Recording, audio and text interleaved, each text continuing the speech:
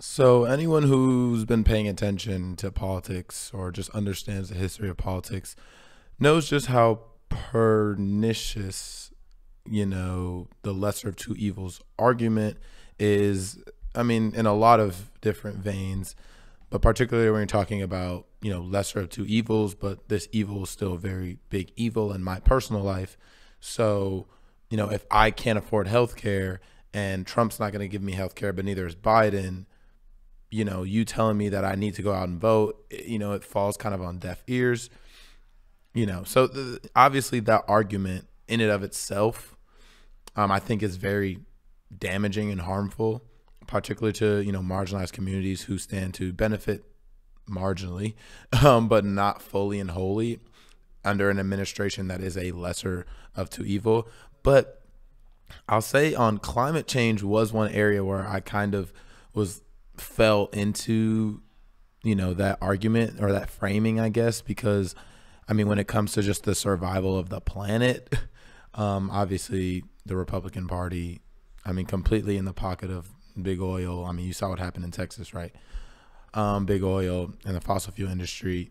The Democrats are too, to a lesser extent, I would say, but they still are. And so climate change, I think, is one area where I was like, okay, Biden, okay, yes, he's, better, marginally better than Trump, but we have to make sure that he actually follows through on a lot of things he said he was going to do. One thing that, he needs to be pushed left on 100% is fracking.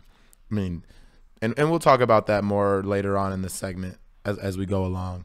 But let's see what Biden had to say on environmental justice, which, most of the time when it comes to company, dumping water or polluting the air really bad, they always push that to a marginalized black and brown community. That's almost never, you'll never see one of those factories in a rich, wealthy area. So that's kind of what environmental justice surrounds is getting justice to those communities who always are on the short end of the stick when it comes to these massive corporations or these massive facilities or these plants polluting the air. So let's see what he had to say on the front of environmental justice when he was campaigning for the presidency.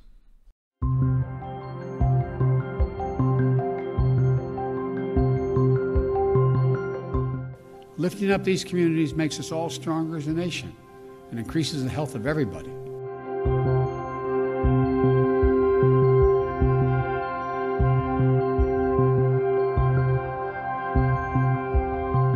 Environmental justice will be at the center of all we do, addressing the disproportionate health and environmental and economic impacts on communities of color, so-called fence line communities, especially those communities, brown, black, Native American, poor whites. It's hard, the hard-hit areas like Cancer Alley in Louisiana, or the Route 9 corridor in the state of Delaware. That's why we're going to work to make sure that they receive 40% of the benefits of key federal investments in clean energy, clean water, and wastewater infrastructure. Okay, so I mean, it's pretty clear what he said right there is, we're going to legislate for those communities. We're going to make sure those communities get the resources and the help they need to account for, the countless times that they've, gotten the raw end of this deal, especially when it comes to climate change and pollution and things like that really can affect, a person's life, particularly when they're young, when it comes to, I mean, just look at Flint, right? Like, is that ever going to happen in Bloomfield Hills, which is a wealthy part of Detroit, or somewhere else, that's wealthy in Michigan? No, of course not. It'll happen in Flint because, they don't care as much about poor and marginalized communities, and there's not as much done to remedy issues, when they arise. So let's see, this is something that, I think he needs to be held to account for vociferously, and I have not been seeing as much as I'd like to. Granted, he did do the executive orders, issuing a moratorium on, I think it was like federal oil and gas contracts, as far as renewing contracts or allowing new, pipelines or whatever. He stopped the Keystone XL pipeline. So there was good things he did in the beginning, but this is I think, the first really big test for the Biden administration. So let's go over to the Los Angeles Times that reported this out. You know, the headline here is, how far will Biden go to fix the climate crisis? Pay attention to this gas project. Okay, so let's take a read at what the Los Angeles Times reported. They said, a few days after Joe Biden claimed victory in the presidential election, a San Diego company quietly asked federal officials for permission to send 5 million tons of natural gas each year across the U.S.-Mexico border to an export terminal the company hopes to build along the Gulf of California. We're going to skip ahead a little bit. We'll skip past that. Biden campaign on a promise to transition the electric grid to 100% clean power by 2035. I mean, I think that's actually a very good thing, and this is a reason why I was saying that. I do think in the lesser of two evils argument that actually might apply to this situation. All right, let's keep reading. And to put the entire economy on the path to net zero carbon emissions by 2050, I think that's not bold enough. That's definitely not fast enough. We can do that faster if we really commit to it. Some of his first executive actions were a moratorium on new oil and gas leasing. This is what I was talking about earlier. On federal lands, and a commitment to minimize pollution in communities of color. Pay attention to that part right there. That's what we saw in the video as well. They continue by saying, but Biden has rejected calls to endorse a ban on fracking, the drilling technique that spurred extraction booms from New Mexico to Pennsylvania and helped make the United States the world's largest producer of natural gas. And there are early indications his administration might look kindly on American companies eager to ship the abundant fuel overseas. They continue by reporting, as part of her Senate confirmation process last month, former Michigan Governor Jennifer Granholm, the president's nominee to lead the Energy Department, said in a series of written responses that U.S. natural gas exports can have an important role to play in reducing international consumption of fuels that have greater contribution to greenhouse gases. This is essentially a lesser of two evils argument. They're saying, we know natural gas pollutes, but it doesn't pollute quite as bad as coal, so we can keep doing this. This will be just fine as long as we're not doing, using the coal, the thing that pollutes worse. Well, no, you're still polluting a lot. And let's continue reading to get the full scope of why what she said is just completely wrong. That argument mirrors the gas industry's long-standing claim that it can help fight climate change because its products burns more cleanly than coal. This is something you hear Trump saying a lot, and people were pushing back on it rightfully. The whole clean coal and clean gas and all this clean energy. That's not clean energy. Yes, it's cleaner than just the coal that's produced in more developing countries, but it's still not clean. Okay, let's continue reading. The most polluting fossil fuel. The American Petroleum Institute, an industry trade group, released a report last year finding that switching to U.S.-produced gas could reduce emissions from coal-fired plants by about 50% in China, Germany, and India. The majority of the world's energy consumption in the next couple of decades is going to come from Asia, and in the absence of reliable sources of natural gas, they're going to continue to use their domestic coal resources. One of the executive of this, the person trying to get this permit passed by the Biden administration, this is what he's pitching. The Los Angeles Times come in with a correction on that quote, which I appreciate. They say, but even if gas is less damaging than coal, it's a fast-growing source of planet-warming emissions. And critics say investments in gas infrastructure projects designed to operate for decades are incompatible with a stable climate. Yes, 100%. If you actually plan on getting us to an electric energy grid by 2035 and net zero emissions by 2050, then why would you be, signing new permits for these, plants that are going to be operating for decades? It's 2021, so decades, that's 2030, 2040, 2050. These plants are going to be operating for this long. If you actually have a commitment to, actually doing something about climate change and reducing our emissions and getting us to net zero, then you won't allow this permit to go through. So this is why I think this is a really early good test for us to see what the Biden administration is going to do when it comes to climate change, energy policy, and that of the like. And just remember, and I want everyone to remember this about fracking, which Biden, you know, says he believes in science and listens to the scientists. But this is what the science says about fracking, which is, you know, how you get this natural gas. Scientists have concluded that global emissions must be nearly halved over the next decade, then cut close to zero by 2050 to avert the worst consequences of global warming. Those consequences include deadlier wildfires, heat waves, droughts, hurricanes, and floods. Climate activists also say the fossil fuel industry underestimates methane leaks along the gas supply chain. Methane is a powerful heat-trapping pollutant, and the more it leaks, the less difference there is for the climate between gas and coal.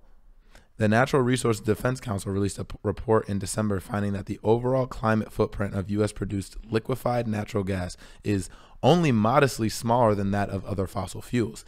That's explained partly by leaks and intentional releases of methane, and partly by the large amounts of energy needed to transport and prepare natural gas for export. So this gives you kind of a look into why something like fracking, even though on the surface level they want to pitch it to you that it's better than coal, that it's better than, you know, these things that don't burn quite as cleanly, I guess you could say, is better. But in reality, because of all the leaks that come from it and the methane that is released into the atmosphere as a result of this process of, you know, the fracking process, it actually becomes more in alignment with just people that burn coal outright. And so they pitch it to you on the surface as if it's better, when in practice, the outcome is so similar. It's such the same. So this is why I think this is a great early test, because if he actually, you know, approves this permit for them to, you know, have this pipeline, or this fracking and natural gas pipeline from the U.S. to Mexico, it just 100% shows that he's not actually committed to that pledge. He might do tweaks around the edges, which is what neoliberalism is, tweaks around the edges, but he's not going to actually address the true issue at hand, the issue of climate change, the issue of getting this under control, right? And I want to play this clip from Hard Lens Media, the guys over at Hard Lens Media. You know, solidarity with them. They are from Chicago, just like myself, and they reported on something that's going on in the south side of Chicago. This has to deal with the General Iron facility that is being built on the south side of Chicago. Now, communities on the south and west side areas of the city of Chicago are impacted heavily by industrial facilities. These have a lot of truck traffic going in and out of them. And, you know, what a sight it would be if finally these working class communities can actually have clean air, clean water, clean soil, clean communities, and not constantly be at risk of their loved ones dying from poisonous products from these corporations. During a pandemic, where one of the key distinguishing factors of how bad the virus is whether or not you have a lot of environmental pollution. Yes. So again, so let's get started with the article. City says federal probe into East Side metal scrapper permit has its full support despite rejecting prior discrimination investigation. Again, the link to the story is in the show notes below. East Side, the city's, I'll just be reading some short excerpts to it until I get to the next article. But again, please read it in its full entirety. We need as much help as we can to stop this facility from being built, because it's just not the only one. East Side, the city law department offered its full support and cooperation for a federal investigation into Illinois' approval of a metal scrapper in the southeast side, but those same officials remain quiet on a separate probe into city policies allowing heavy industry to cluster in the area. Southside Recycling, owned by General Iron's parent company, Reserve Management Group, received a permit from the Illinois Environmental Protection Agency in its bid to open at 11600 South Burley Avenue in East Side. The federal EPA is investigating the state's decision following a discrimination complaint filed by Southeast Side activists. Again, the south side of Chicago, the west side of Chicago are constantly having these industrial facilities being built in communities where there are schools, people's homes and apartments and businesses. Northsiders, you know, last I checked, we're in the whole, we live in a big city. We're united, okay? I know we have our differences of opinions and rivalries here and there, but we live in the same damn city. And look, just because those industrial facilities are on the south side or west side of Chicago, you're going to feel the impact of those facilities too. What a sight it would be if this city united as one to say no more. Those communities deserve to have clean air and clean water. Is it too much to ask? Wow, I love that. Good job, Kit. I mean, I'm 100%. I match your energy. I'm 100% with you. When are we going to start actually caring about our communities? Just as a whole Chicagoland area, you know, it's not just North Side versus South Side versus West Side. It's a whole Chicago community, and you will eventually feel the effects of these pollutants. So just moving it to somewhere where you don't see it immediately every single day is not going to help the issue at hand. And so when it comes to national politics or local politics, you have to pay attention to this stuff. They're on a hunger strike. That's how bad the citizens and the activists in this community do not want that that to go through. That energy, you know, those pollutants to be moved into that city. It's important for these people. It's their livelihoods. So it needs to be treated with the same energy. And let's go to this tweet by Ashley Stevens, she's a great follow on Twitter. She says, if the Democratic Party was as concerned about climate change as they claim, they would be calling for the reduction in our military bases and end the wars of aggression we're committing globally. The U.S. military is the #1 polluter in the world. The #1 polluter in the world. So if you actually care about these things, end the wars, don't approve these new permits for fracking, get clean water to Flint, get clean water to Jackson, Mississippi, give them FEMA like you gave Texas FEMA. I know it's a mostly black community, but they can get FEMA too. Same thing with Flint. You can do that. That would help.